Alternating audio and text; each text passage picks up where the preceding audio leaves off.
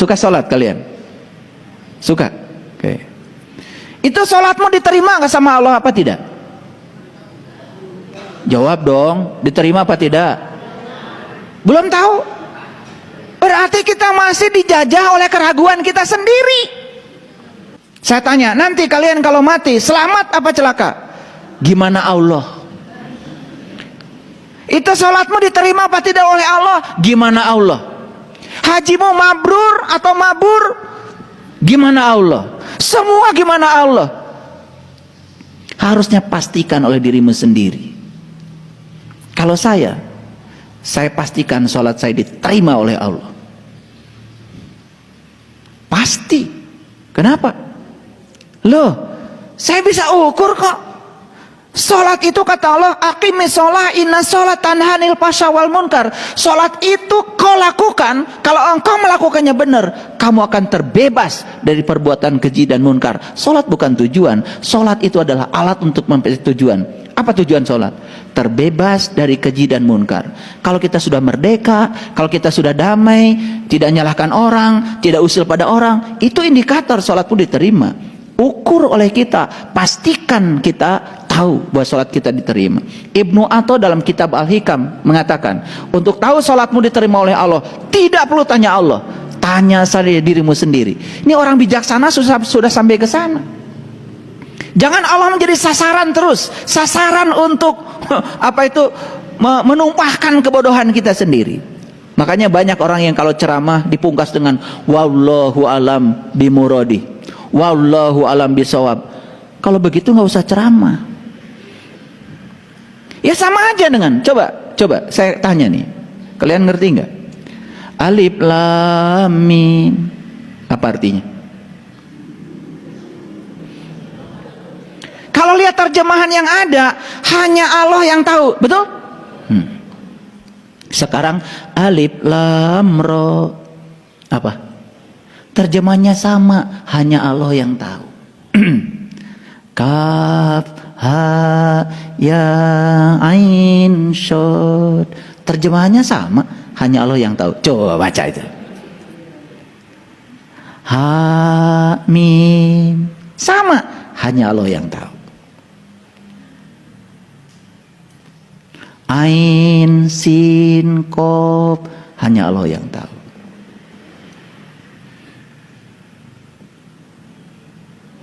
Arabnya beda-beda tapi Indonesianya sama, hanya Allah yang tahu. Dan semua kita sepakat untuk menerima itu tanpa pikiran yang cerdas. Sekarang saya akan mengajak berpikir sedikit aja, nggak usah pintar-pintar. Lihat semuanya ke sini. Quran ini petunjuk bukan? Buat siapa? Buat manusia. Dari siapa? Dari Allah. Nah, Quran ini ibarat lampu, ibarat rambu-rambu lalu lintas. Petunjuk. Persis seperti rambu-rambu lalu lintas. Siapa yang bikin rambu lalu lintas? Polisi bukan? Polisi yang bikin. Siapa yang menggunakan? Pengendara bukan? Makanya harus lulus SIM-nya. Makanya di tes itu lulus SIM, pasti ada ujian. Rambu ini maksudnya apa? Rambu ini maksudnya apa? Rambu ini maksudnya apa? Makanya yang lulus tes SIM-nya nyogok, pasti ditilang. Lihat saya semuanya. Kalau itu rambu, kita nggak ngerti. Boleh tanya nggak sama polisi? Pak polisi, rambu ini maksudnya apa? Kok tanya saya? Kan Bapak yang bikin. Loh kok kamu tanya? Biar saya ngerti, supaya saya tidak salah jalan. Baik, kata polisi. Apa jawaban polisi? Hanya polisi yang tahu.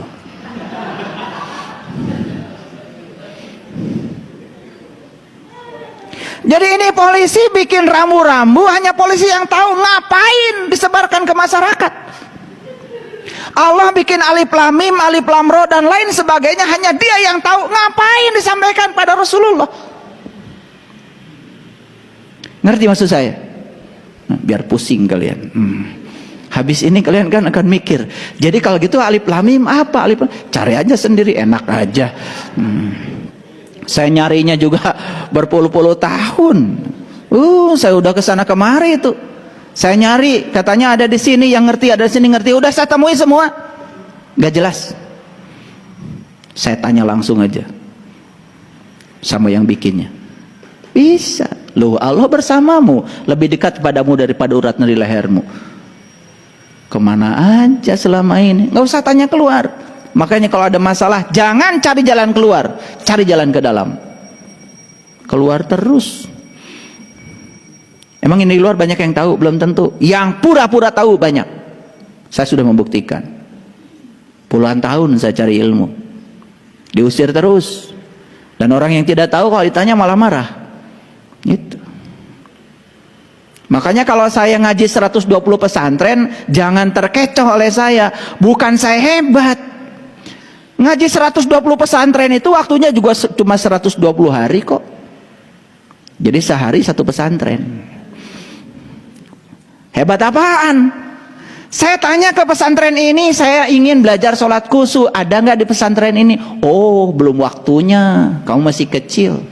Oh, jadi sholat khusyuk harus nunggu ubanan gitu. Ya udah, saya pergi satu pesantren. Saya datang ke pesantren lain lagi, saya tanya, gimana caranya supaya nanti kalau saya mati, saya tidak buta? Karena yang saya tahu dari Quran surat Al-Waqiah, saat nyawamu di kerongkongan, saat itu kamu harus melihat. Pertanyaan saya, siapa yang harus saya lihat? Dengan mata mana saya harus melihat? Dan apa yang harus saya lihat? Dan apa jadinya kalau saya tidak bisa melihat? Itu pesantren kedua. Wah, katanya itu ilmu tinggi. Lah, kenapa buka pesantren? Jadi kalau begitu di pesantren ini ilmunya memang tidak sampai ke situ. Ngapain buka? Kalau cuma belajar bahasa Arab, a, i, u, ba, bi, bu, gak usah buka pondok pesantren.